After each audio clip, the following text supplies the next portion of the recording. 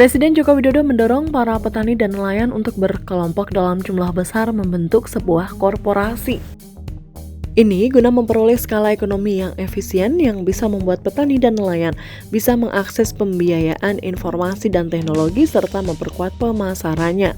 Jokowi memerintahkan jajarannya untuk melaksanakan impian besar yang disampaikan saat memimpin rapat terbatas dengan topik korporasi petani dan nelayan dalam mewujudkan transformasi ekonomi Selasa pagi.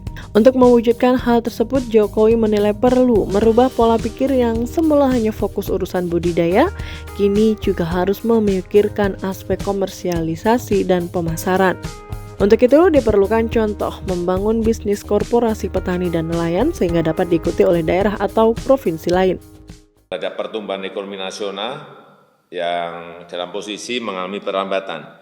Di kuartal kedua, sektor pertanian tumbuh positif sebesar 16,24% dan pertumbuhan positif di sektor pertanian ini perlu kita jaga momentumnya sehingga bisa memberi dampak yang signifikan terhadap peningkatan kesejahteraan petani maupun nelayan.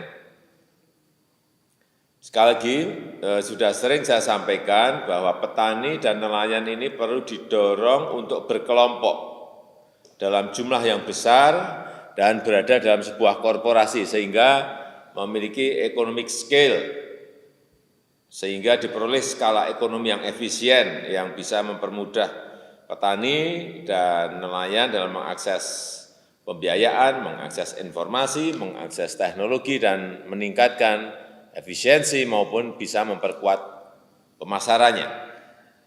Pola pikir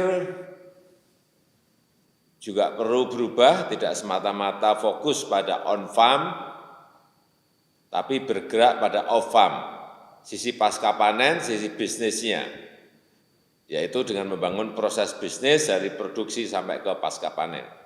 Saya melihat implementasi model korporasi petani dan nelayan belum berjalan optimal di lapangan.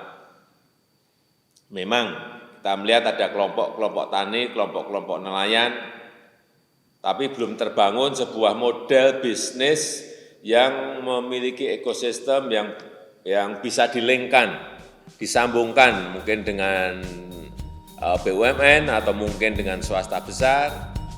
Lebih lanjut, Kepala Negara menyatakan agar BUMN dan pihak swasta tak sebatas membeli hasil panen, melainkan mendampingi petani dan nelayan agar bisa berkembang.